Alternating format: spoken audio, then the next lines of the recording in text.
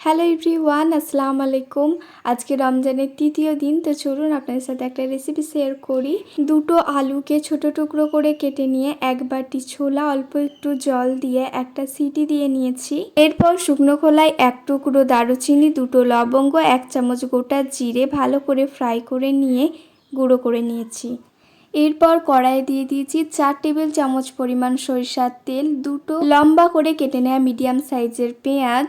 তেলের সাথে পেঁয়াজটা 2 মিনিট মতো ভালোভাবে নাড়াচাড়া করে নিয়ে আমি এখানে দিয়ে দেব মশলা। তার মধ্যে আমি দিয়েছি স্বাদ মতো লবণ, হাফ টেবিল চামচ হলুদ গুঁড়ো, হাফ টেবিল চামচ জিরার গুঁড়ো, হাফ টেবিল চামচ লঙ্কার গুঁড়ো। পেঁয়াজের সাথে মশলাটা খুব ভালোভাবে কষিয়ে নেব।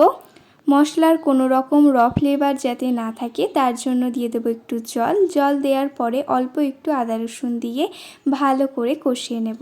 মশলা থেকে তেলটা আলাদা হয়ে গেলে সিদ্ধ করে রাখা ছোলা আর আলুটা দিয়ে দেব।